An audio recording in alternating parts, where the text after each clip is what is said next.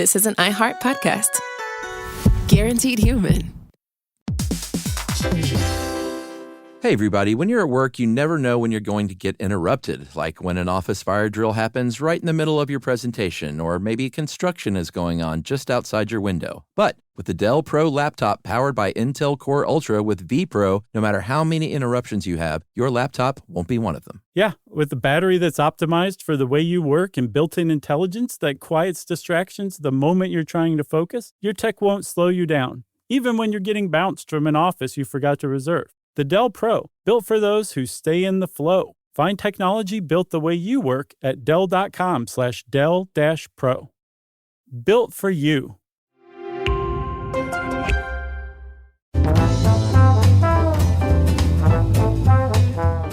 Hey, and welcome to the Short Stuff. I'm Josh. There's Chuck. There's Jerry. Ghost of Dave Custan is hanging around here somewhere. And that means that this is Short Stuff. And in fact, Dave's not a ghost. I'm mistaken, Chuck. He is a tooth fairy. That's right. Dave is very much alive. Don't worry, everyone. Mm-hmm. Short Stuff producer Dave is not a ghost. No, you could astrally project yourself and still be what I would consider basically a ghost. I think being dead is overstated as a reason for being a ghost. It's overrated. Yeah.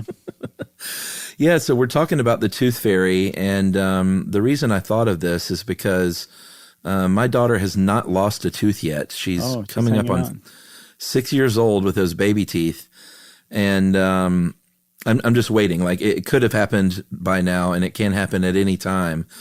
And I was like, all right, I got to get up on the latest research on the story that I'm going to need to tell, the lie that I'm going to pound into her brain, and like how much money these kids get these days. A lot. It's like, how much did you get? I got like a quarter. I got a quarter too, which apparently is like 1930s level. I know. I also got a quarter for giving up my pacifier, and only later did I find out like my sisters had gotten things like an Easy Bake Oven or something like that, and I got bought off for a quarter. I'm still to this day a little upset about that. Now, how old were you when you gave it up? Like 12, 13. It all depends on the kid. My daughter gave up her pacifier really early, so she didn't even know what money was. You know? Oh, there you go. That's the way to do it. She just didn't like it. Yeah. That was actually 13 was approaching the age where I also would have traded my pacifier for a pack of smokes. Right. You're Just like, give me one more year. You got to suck on something. Right. I never connected the two. So the tooth fairy is pretty interesting in that since people had children all over the world through antiquity, there seems to be weird little stories here and there about traditions and things that you would do with the tooth. It seems like it was never just like, well, that happened, let me just toss it out of here. It could have been some little ceremony, you could have put it in a fire. But this was not like the tooth fairy as we know it. No, but it is there, and we'll talk about it in a minute, but there's rituals all over the world of what to do. Like, it's not like it just goes unnoticed. The tooth fairy is one of the most all-American supernatural beings there is. And as a matter of fact, lies. not even old. It's not even an old one. Apparently, the tooth fairy that is going to eventually come to visit your daughter, that is running around this very night, handing out dollars for teeth, invading. Is basically, sure. Although you could make a really strong case in court that putting the tooth under the pillow could be construed as an invitation into your home. Yeah. But that tooth fairy, that particular being, that entity, is from basically the mid-20th century America, and is very new and very young for being a supernatural entity. Yeah, I think there are a couple of references. There was one from 1908 from the Chicago Daily Tribune in an editorial that valued the contribution from the tooth fairy at a nickel. I think in 27, there was a short play with the tooth fairy in it from Esther Watkins Arnold. Oh, it was okay. I saw there was also a kid's book from the 20s that was an English version of an 18th century French tooth fairy kind of thing, but the tooth fairy was a mouse. Oh, okay. So in the 20s, mice will come into play though. The tooth fairy really kind of hit the zeitgeist in the 20s, I guess. Yeah, it sounds like it. Okay. And then apparently the whole thing broke wide open with a Collier's Magazine article in May of 1949. Yeah, so 1949.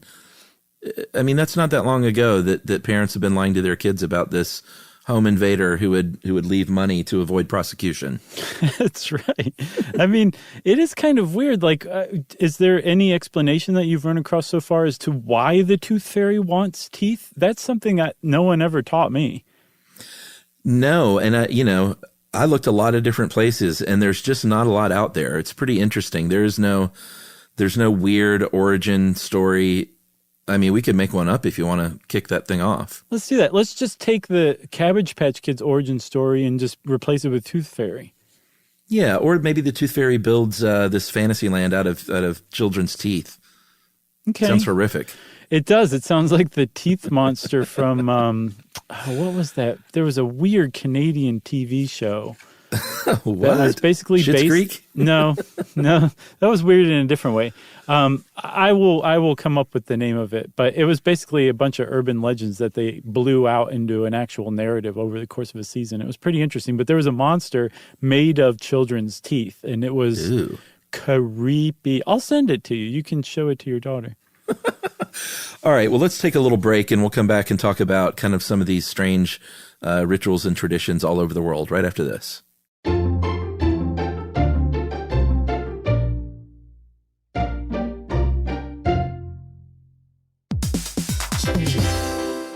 Hey everybody, we're here to talk to you about Wayfair, who believes that spaces should be functional, they should be comfortable, they should be well designed, and they can be well designed by you with their help. Your updated space should feel more comfortable, inviting, and practical for everyday use. And we're talking about outdoor seating. We're talking about grills. We're talking about major appliances. If you need storage solutions, Wayfair can help you out. Patio lighting, rugs, decor. It is your one-stop shop for home. Yeah, I mean, it's getting nice out, so it's time to think about living outdoors for the next few months. And Wayfair knows that outdoor furniture, it's heavy, it's intimidating to assemble. So Wayfair has stepped in and said, we're going to handle the hard part so you don't have to. That's right. You can shop Wayfair Verified, your shortcut to the good stuff. And that means their team of product specialists are going to vet everything by hand using a 10-point inspection, testing things like, quality materials, functionality and features, and even how long it takes to build that piece of furniture. And the overall experience save time, reduce hassle, and improved convenience. Patio season is here, and these deals won't last. So head to wayfair.com right now to get your outdoor space ready for way less. That's WAYFAIR.com. Wayfair, every style, every home.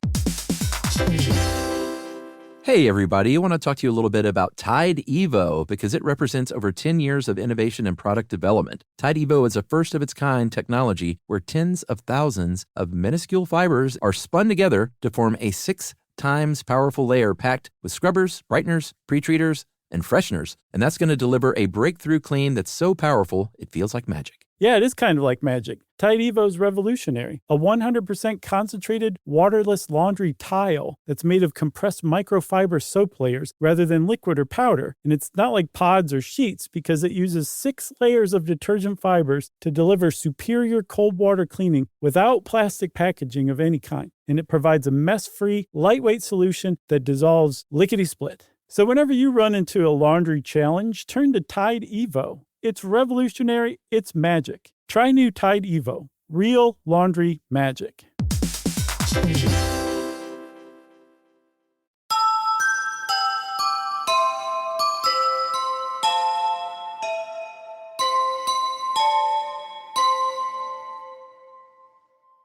All right, so we mentioned that depending on where you are in the world throughout history, there have been these interesting traditions when it comes to your children losing their first teeth. In a lot of different countries, Afghanistan, Russia, Mexico, New Zealand, there is a mouse or a rat involved, whether or not you put it in a box for a mouse or put it in a little mouse hole like Tom and Jerry style. And I think the whole thing there was it was a wish that the tooth would grow back to be as strong as a rat's tooth or a mouse's tooth. Yeah, which makes sense. Yeah, and that's called the transference wish that an anthropologist might call sympathetic magic, which I think is a pretty good band name. Though wishing that your child's tooth grows back like a rat's tooth, that would be one of those careful what you wish for kind of situations, if you ask me. That's true. Imagine. What else do people do? Well, actually, so there was supposedly 9 things, including everything from throwing the tooth into the sun which that's got to be hard to do. Not possible. Much more easy is to throw it into a fire. Sure, like that. Between the legs, Huey Lewis style. Little weird. Onto or over the roof of your house. Yeah, I saw a lot of Asian countries do this. Okay, so one of the things I saw was that a lot of these rituals, pre-tooth fairy rituals, were often wrapped up or tied into burial rituals of that same culture. So does that mean that there are cultures out there that throw their deceased onto the roof of the house, you think? Maybe it's like a sky burial kind of thing? I don't know. I wonder. I don't know. I was being funny at first and then pulled it out into something really thought-provoking at the end. What else do people do? I think a lot of people bury them. Right. Like and that kind of makes, or hide them. And that kind of, maybe that's where we got under the pillow. I don't know. And then this one probably has nothing to do with the dead or the deceased, but there's one where the mother or the kid, or you make a poor animal swallow the tooth. Oh, God. And talk about a rite of passage, because that's why all of these cultures have a ritual surrounding the loss of the first tooth, because that's basically the first rite of passage any kid cognizantly goes through. And so, cultures tend to make a big deal about it. But imagine your culture having you swallow your baby's tooth and then you pass it as the mom. Sure. Like, that's got to provoke some sort of, a mixed bag of emotions. Yeah. Uh-huh. For some reason, that was the first thing that came to mind when I saw that moms sometimes swallow baby teeth. Tooth poop. Basically. Or poop tooth. Yep. We'll just keep going on from that little vignette. So it seems like when it really became the tooth fairy that we think of in America, it came about at the same time that Disney was putting out movies like Pinocchio and Cinderella, two movies that each featured these benevolent fairies who granted wishes. And I think it may have just been the public consciousness, and we borrowed, like we said, from other cultures that maybe buried their teeth or hid their teeth into the under the pillow thing and an exchange for money. Yeah, and the money thing still seems confounding, like a fairy coming for your tooth. That's pretty cute, and that makes sense that Disney would have influenced it based on the time. But the money thing supposedly dates back to 12th century Norse custom, which was that you would pay a tooth fee to the kid who lost their first baby tooth. And, rather than them putting it under the pillow or there being any supernatural being who came to collect it, you just hand the kid some money or whatever, tell them to go away now. So I think those combined to form this modern incarnation of the tooth fairy. Yeah. And what's the going rate these days? From what I saw, it's about $3.70, which means there's some weird parents out there who are right at the median who leave $3.70 under their kid's pillow in exchange for the tooth. But that also means that there's plenty of parents out there who are leaving like $10, who are skewing the average upwards. And don't email me, because I know median is not the same thing as average. I guess Emily and I need to do some soul searching to find out what the value of this tooth is, because it's, it can also be an opportunity to teach.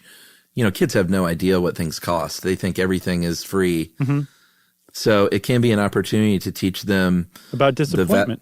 About disappointment. No, about the value of money and, what this might buy, or maybe you can save it or save part of it. I don't know. But the introduction to money and income kind of starts with the tooth fairy. It's pre-allowance. Yeah. I read that there was from a folklorist that said, like, the reason why this tooth fairy is an American invention and gives you money in exchange for something is you're teaching your kids capitalism. It would just make total sense. Yeah, I mean, she's got piggy banks, so we'll put change in there occasionally, but that's about it as far as money goes. She thinks, everything costs nothing. Well, you can teach her the value of a human tooth now, and she'll go around the rest of her life thinking she can get about $3.70 per tooth if she is, really tries at it. I think if I tried to do $3.70 on the nose, Emily would just be like, "Are you kidding me? Just put a $5 in there." That'd be hilarious. Hey, report back when it happens, will you? Yeah, and I also want to quickly shout out Janet Varney, one of our good friends here in the industry, a podcaster and one of the the co-founders of SF Sketchfest. And host of the JV Club. Yeah, JV Club. Great show. Mm-hmm. I think had no tooth when I was first a guest of Janet's JV Club live at Sketchfest. And when I got home, she sent me, and Janet is one to just send people funny gifts like this. She sent me a little tooth fairy pillow. That is very sweet. Yeah, because you can get an actual pillow, right? That's special for it's got a little pocket. Tooth fairy. Okay, that's great. Yeah. So, well, that's the tooth fairy. Unless you got anything else, do you? I got nothing else except 3 fake teeth. There you go. You can get some money for that. Almost a little over $10, Chuck. Aaron Cooper would pay $15. Yeah, there you go. And since Chuck's at Aaron Cooper, then of course that means Short Stuff is out. Stuff You Should Know is a production of iHeartRadio.